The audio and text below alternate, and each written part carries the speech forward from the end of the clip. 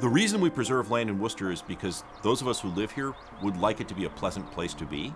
The mission of the Greater Worcester Land Trust is to preserve land for human recreation and wildlife habitat, and to try to find a balance where both of those things can take place. My name is Colin Novick. I'm the Executive Director for the Greater Worcester Land Trust, and I have had the distinct pleasure of working for them for about 25 years now. They're a 35-year-old nonprofit that conserves land in and around the city of Worcester. At this point, we have about 1,500 acres that we own. We have about 900 acres, almost 1,000 acres, where we have the development rights and we watch over it.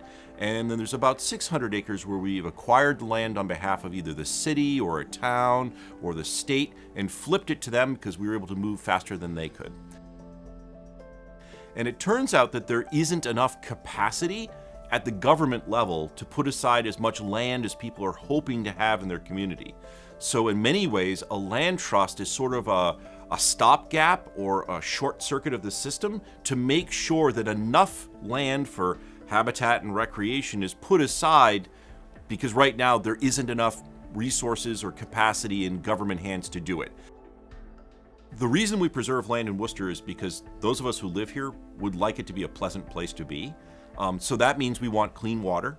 And that works best when the rain gets to fall on the ground and through trees and through vegetation. We want to have clean air.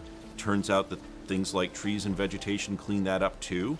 We would like it not to be baking hot like the Sahara. Turns out that trees and vegetation do a pretty good job at that. It's sort of like conservation is a DPW service, and instead of having gray infrastructure of pipes and wires, we have a green infrastructure, which is habitat and wildlife. But the other part is we're selfish folk. So we like to see critters. And part of that is making sure there's enough habitat. And the last part is we like to run around. We like to go for a hike. People want trails. People want a place to get away from the pavement, sit down on a rock and not listen to traffic. But then in a very practical way, it's just making sure that it's a nice place to be. I would say that the majority of land that we have, we had to purchase. Now, some people do donate land, but being in a city that has a lot of demands on land, there aren't a lot of opportunities where something can be given for free, and that means that we have to acquire it, and that frequently means that we're partnering with the government, we're partnering with foundations, we're partnering with private individuals, we're going after grants and sort of creating a coalition to protect a piece of land. There are probably two main challenges that the Greater Worcester Land Trust is facing at this point. The first of which is that the large blocks of land to be preserved have either been preserved or lost to development. So what we are now trying to protect are the things that connect everything together. So along the stream corridors that link one place to another, the trail corridors that link one place to another. So we've shifted what we're doing as we go forward. The next challenge is not only is the landscape changing, but the climate is changing.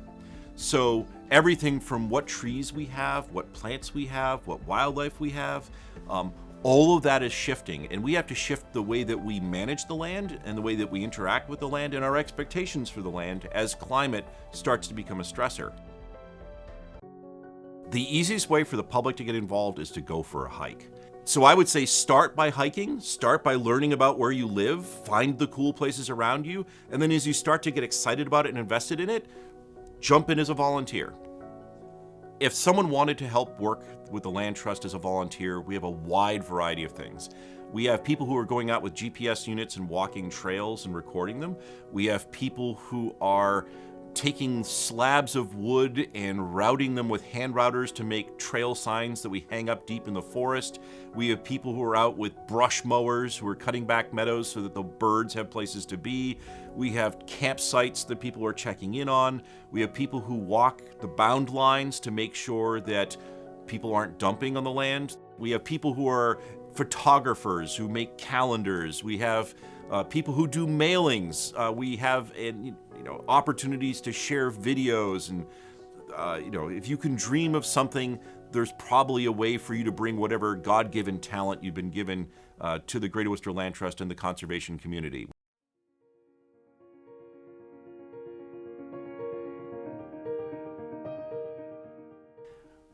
Someone can always try to make conservation land into something different. They could decide that it needs to be a prison or a water tower, or God knows what. The only thing that keeps it conservation land, above and beyond all these cool legal things, is that people care. So if someone says, I want to take that piece, Cascade East, and turn it into a landfill, there will be people who show up at the city council meeting with pitchforks and torches and say, no, you're not. No, you're not. So my goal looking forward to the future is that there are kids who are born and grow up in Worcester and believe that they live in a natural landscape and take for granted that there are streams and ponds and forests and wildlife in a way that wasn't true for my childhood. I would love it if they just assume that Worcester has always been this wild spot where there's a city and wildlife living together. That wasn't true before, but it's starting to become true now, and that would be a wonderful goal for the future.